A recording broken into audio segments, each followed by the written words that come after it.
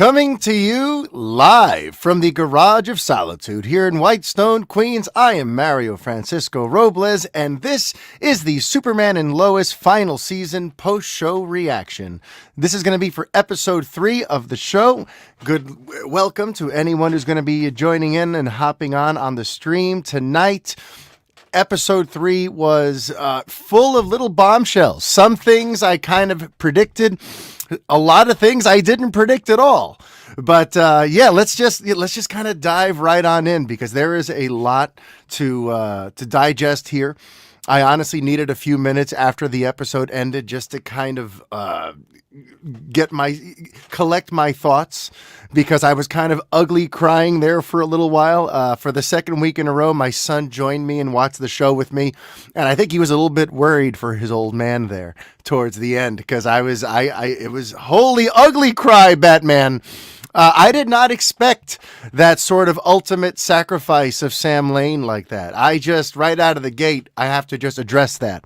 Of all the different things that I did or did not see coming, General Sam Lane giving the ultimate sacrifice of his life, and to do so with the hopes of transplanting his heart into the body of Superman to bring him back to life. Like, whoa, I did not see it coming, and it packed all different kinds of levels of emotional punches for me. It packed punches as both a father, right, understanding the things we would do for our children and to protect them and the sacrifices that we are willing to make tomorrow better for my heirs. But also me as like a Superman fan, this idea of, let's just get into it, right? Like this idea of one of the central things in the mythology has always been Clark trying to understand his place in the world. I grew up thinking I was human, and then all of a sudden I find out as a teenager that I was born on another planet, and I'm not like the other kids at school. I'm not actually the child of my mother and father. And having this displaced sort of orphan subplot to his life where he never feels like one of us. He's never going to quite fully belong because he's an outsider.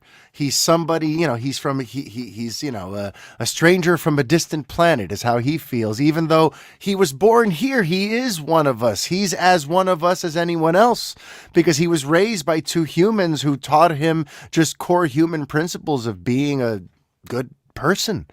But since he happens to be a freaking alien, he has this thing where he's not one of us. But what happens when you put the heart of a mortal human in his chest? And now you make him, yes, he's an alien, but he has an earth heart. He has a human heart. So now in a way, he really is one of us. And it opens up interesting questions too about how will this affect him? How will this affect his powers, his mortality? Because maybe this will bring him back to life, but this heart may not live forever like his original Kryptonian heart might have.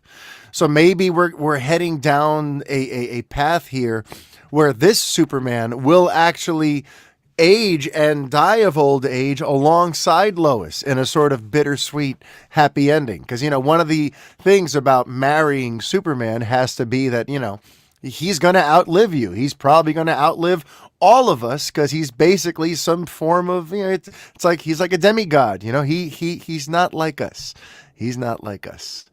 But if you put Sam's heart in there, it might make it like this interesting thing where, yes, he's still Superman and he could do a lot of the things he could do before, but he's no longer going to live forever. I wonder if that's where we're going. It's going to be interesting. And maybe they're also going to go the path of he's back, but he can't be super anymore. And now he's just going to be Clark on the farm with Lois, and John and Jordan are going to carry on the mantle as the Superboys. Who knows? There's lots of interesting different ways they're going to go. And the showrunners have already implied that this season finale, this series finale, is going to do something that no Superman project has ever done before. There's some sort of big twist, some sort of way that they're going to evolve the character forward, some sort of big final moment for him that has never been done before. So what if that thing is, him discovering that he is just going to be mortal and he's basically passing the mantle down to his sons? What if that's going to be the thing? And Superman basically retires and Lois has her Clark with her there now forever, but she no longer has to worry about him being in harm's way and him being in danger because he's not Superman anymore. I don't think they're going to go that way. I think he is going to come back super, but having the human heart is going to definitely impact something, right? He can't just come back and be 100% the same as he was before. That's going to have some sort of impact. So it's going to be interesting to see what that is. Also, this puts to bed a theory that I had that I can't even take credit for. All right. My mother last week had what I thought was the most brilliant way that they were going to handle this crisis of Superman's destroyed heart. And I really thought this was the way they were going to go. But now that it didn't go this way, let me just tell you what I thought was going to happen. And what I thought, man, Mom nailed it. Ma Kent of the Upper West Side nailed it. But she was pointing out that essentially Doomsday is built on a clone of Superman, right? Doomsday is built on Bizarro, and Bizarro is a clone of Superman. So therefore, the heart in Doomsday's chest is a copy of Superman's heart.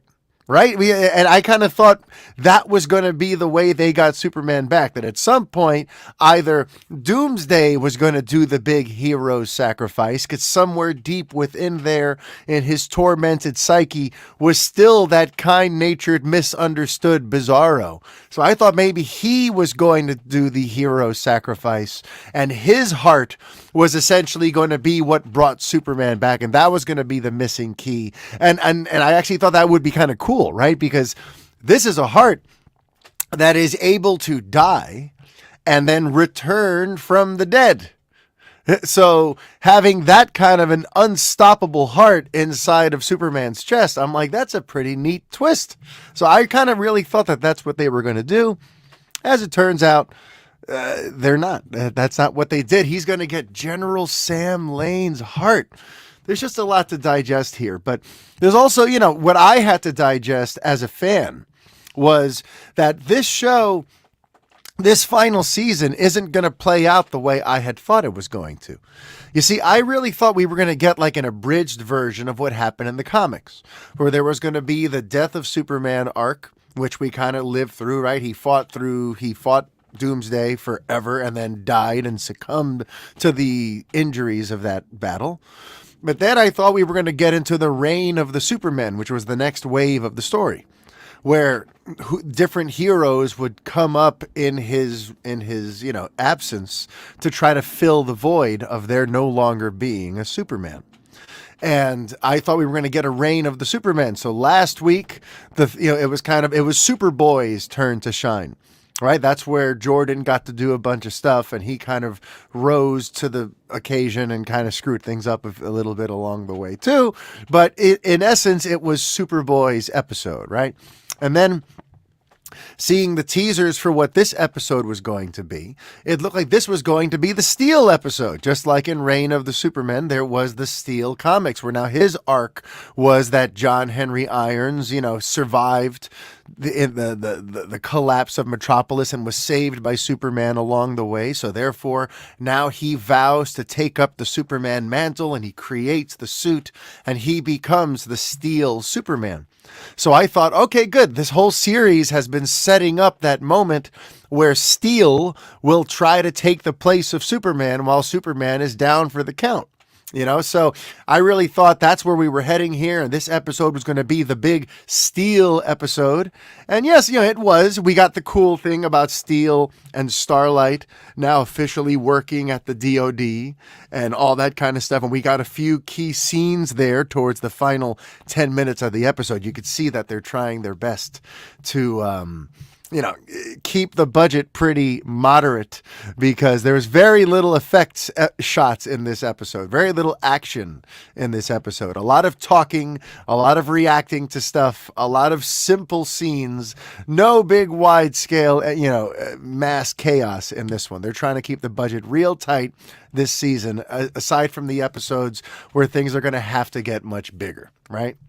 But this was not that. This was not Steel suddenly rising to the occasion and becoming the temporary hero of the moment. On the contrary, Steel and Starlight kind of didn't do much. They were a little bit of a dud in this episode, if you ask me. Aside from the core thing of bringing Sam's body to the Fortress of Solitude was just a matter of transporting a corpse. Kind of morbid. They really, as heroes, didn't do a ton to help fill the Superman void. They just didn't. So, yeah, that was a little bit of a disappointment. But also I realized, you can't really do the reign of the Superman in this series because Doomsday's still alive. He's still out there. In the comics, Doomsday was also dead. So these heroes that rose in Superman's wake, they were there to do the day-to-day heroing that Superman was there to do. And that, you can't really do that if the threat that killed Superman is still looming over everyone and Lex Luthor is out there ready to sick him on people.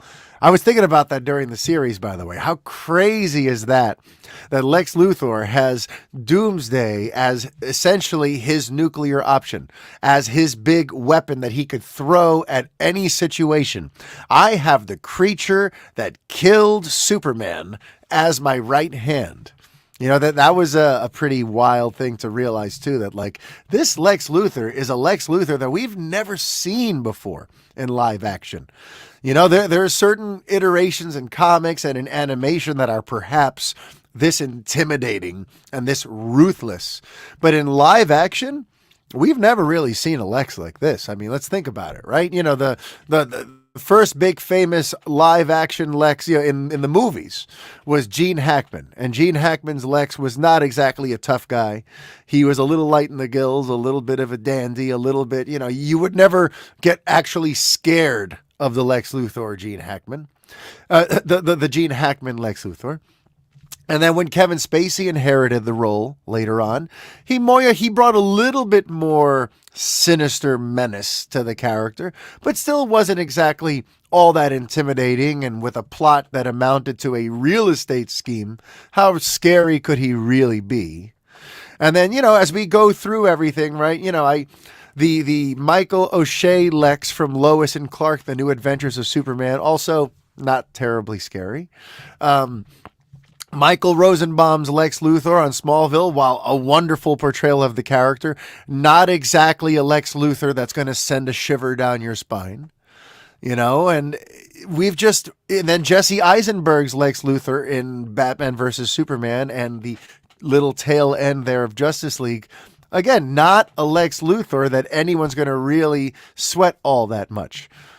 This time with Michael Cudlitz, we've got an actual scary, intimidating Lex Luthor who there's no limit to what he's capable of. What he likes to do is to find pressure points and press them and make people do what he wants them to do, and he will stop at nothing to achieve his ends. And the way Cudlitz portrays the character, from his body language, the way he's written, the way he's shot, the way his music sounds when he's off doing Lex Luthor-y things. I mean, this is pretty special stuff. We've never gotten a Lex like this. And the fact that, again, he's got Doomsday waiting in the wings, ready to do whatever he wants him to do. This is really scary, really dire stuff. And I really felt like Michael Cudlitz needed to get his flowers on this post show. I meant to mention it last week, but this time around, just wow, we are getting some very, very special Lex stuff. And then the other big swerve, the other big surprise this week was that Jonathan Kent got powers. In a situation almost kind of similar to Jordan, where in a moment of high emotion, where adrenaline was pumping and he was very emotional. In Jordan's case, he was trying to save Jonathan from the falling pipes, 3 seasons ago in the first season of the show when Jordan discovered his abilities. In Jonathan's case, he just had a freak out moment where he was yelling at Jordan about the death of his father, and he was in a total emotional state of distraughtness with just everything raging, all his hormones and emotions raging.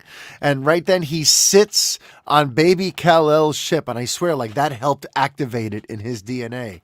But something came to life in him while sitting on that ship, and Jonathan Kent now has powers. Both of Superman and Lois's kids have powers now. And it's funny because it's been people have wondered throughout the entire run of the series, will Jonathan also get abilities, or are they going to leave it just to Jordan? It is kind of messed up to say that only one of them got the super genes, but now we know for certain that that's not the case. So, wow. And it's interesting too, because, we always heard that he was this gifted athlete and that he was really just physically able to do whatever was asked of him. We learned that in the first season. That's why the initial teases in season 1 made it seem like he might have been the one with the powers, because he had a real gun for an arm and he was fast and he was, this great quarterback for his football team. And it's just interesting to think that now that he's got powers, they said he's a natural.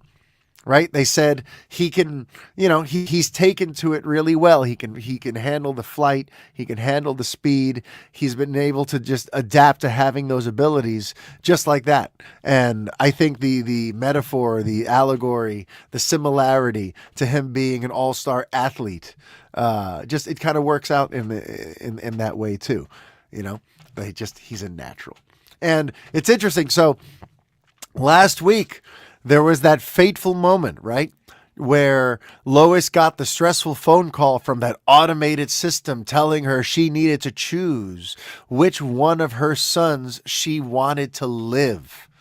And she ended up making a choice that we didn't hear. But at the time, I knew that this was going to all be part of Lex's plot to turn one of the boys against Lois. And last week, he took a pass at Jonathan and didn't get very far. And this week, he worked his magic on Jordan and got a little far. He got a little far, and it's because he revealed to Jordan that Lois chose Jonathan to live when given that crazy fork in the road choice that she had to make. Choose one for Jordan, choose two for Jonathan. She chose Jonathan. And honestly, I knew she would have chosen Jonathan, because last week when we saw that episode, I put myself in her shoes and I'm like, well, what would I do? If I have these two kids, one has superpowered abilities and one is just mortal, I'm going to try to make sure the mortal one is safe, because he can't suddenly do something that could get himself out of danger. He's not superpowered. So it's a terrible decision to have to make. You don't want to have to choose one child over another. But in this kind of scenario where one has powers and one doesn't, you choose to save the one that doesn't, But when that happened last week, I'm like, ooh, okay. Lex has saved that. He's going to file that away, and he's going to use it to turn whichever son she didn't choose against her. And that's exactly what he did this week. So he's working on getting Jordan over to his side. I don't think it's going to work. If it does work, that'll be kind of disappointing, and it'll be kind of like crappy, weak TV writing 101 type stuff. But I guess, we'll just have to see. But now we got to talk about the big thing, Dylan Walsh, who plays General Sam Lane. This was his final episode of the series. I found that out earlier today, and at the time I didn't think much of it. At the time, I just thought, okay, we know that they're saving budgets, that they're cutting the cast and that they're trying their best to keep the budget real low, and that a lot of the regular characters were cut essentially for this season and made into day players, and that only really the core skeleton crew of the Kent family are going to be the everyday members of the series moving forward, until we get to the finale. So hearing that he was rapping didn't set off any red, alarms for me that this was going to be like an episode where he dies. I thought, okay, they're going to wrap up his storyline for now, and then maybe we'll see him for one quick final shot in the finale where he's waving happily after the happy ending or something. Like I never thought that he was going to die. But yes, so this was the final episode of Dylan Walsh as Sam Lane. And it was a heavy one. It was a really heavy one because we got some very big key flashbacks. We got to see the moment where Lois and Clark talk to him and reveal that Clark is Superman. And that was kind of fun to watch because you kind of got to see Tyler go through the acting of it all, where he transforms from Clark into Superman just by removing the glasses and changing his facial expression and the whole kind of feeling behind his eyes. And you see the general realize, wait a minute, what? And it was just a cool scene when they mentioned that, we know he's from Smallville. And he's like, oh, didn't you grow up in Smallville? Like he doesn't get it at first. And that was a cool scene. And then we go to what we think is going to be another nice, heartwarming scene, right? We go to the scene where Clark goes to ask for Sam's hand. Clark goes to ask Sam for Lois's hand in marriage, ask for the blessing, which of course Clark would do that, right? Of course Clark would do that. I did that. All traditional guys are going to ask the dad before they propose. And it doesn't go well. I guess I should have seen that coming, right? Because we know that Sam has that tough, hard outer shell. And in the first season, he almost seemed like a villain for what he was willing to do when it came to Superman and his priorities when it came to his daughter and grandkids. So we know that Sam has had, he can come off sometimes like an absolute prick.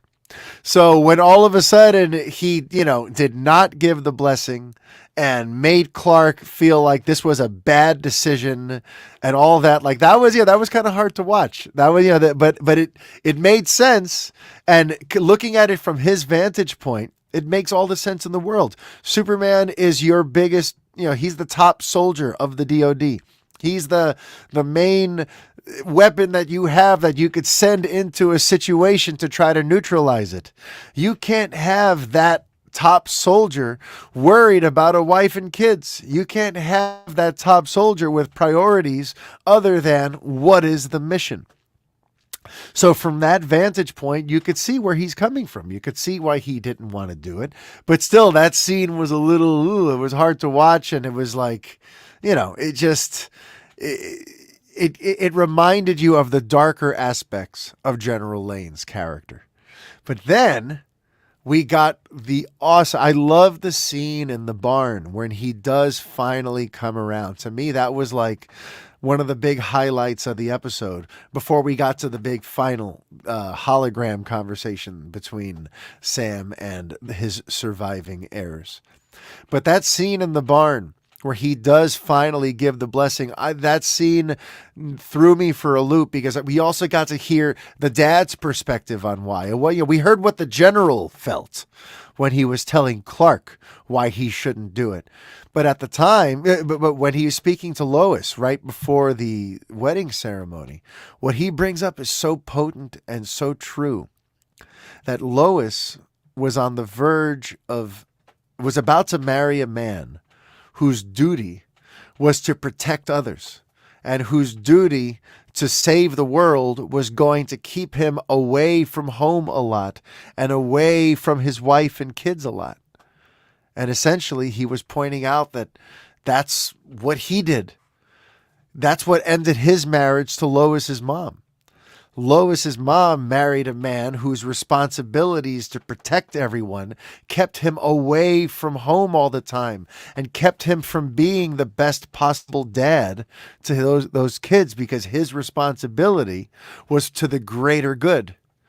So he was pointing out too to Lois that you're putting yourself in this position. And it was heavy because they say girls marry their fathers. And in a certain warped, interesting way here, she was marrying her own General Lane, her own I'm here for the greater good heroic figure who will sacrifice their personal life, their personal gain to make sure that everyone else is okay. And when Sam pointed that out, just it hit, it hit me like a ton of bricks because it's such a true point, and it's what a father would say to his daughter. And it once again added to why he was so against the two of them getting married, because he didn't want her going down this path where she's marrying a guy who's never around because he's too busy saving everyone else. Like, doesn't it all make sense now why he was against it? And suddenly he doesn't seem like so bad a guy. And that's one of the things too that really crushed me, where Sam Lane was really wonderfully written on this series. He really was a great character, and with the way that he took on the granddaughter. I forget the character's name right now, but I call her Starlight now, but Steele's daughter. When he takes her on as a granddaughter and really starts becoming the big softy that we've known him as these last two seasons. To see his arc has been just wonderful. And I thought Dylan Walsh has done a beautiful job bringing Sam to life. And man, when he plays the hologram and he's talking to Lois, it just, I began to just have a big ugly cry, because he got to record these final words, right, and share them with his daughter and his grandsons. But when she says after that you were always my hero, that killed me, because I bet he would have loved to have heard that, for a guy who gave up being the dad who could be there all the time. I bet Lois wishes she would have had enough time to let him know that while he was there. You were always my hero. Man, that killed me. It kills me again. Second week in a row, this show makes me cry, and where the post-show live stream, I end up getting all teary. But so far, this final season of Superman and Lois is it's hitting all the right marks. And I have a feeling that we're going to head towards an all-timer of a finale here. Every episode is just filled with purpose. The stakes are real high. The drama is really palpable. And we're seeing some stuff done within this Superman mythology that we've never seen done like this in live action before. So this is another episode where I would give it a 9 out of 10. I don't like to give 10 out of 10 because I want to give it some place to go. But this was close to perfection. So far, this final season of Superman and Lois has been awesome. But I think that's everything that I wanted to mention for this week's post-show live stream for Superman and Lois. So I do hope you enjoyed it, and come back next week when I review episode 4, 15 minutes after it airs. Thanks for watching. Until next week, life is chaos. Be kind. Up, up, and away.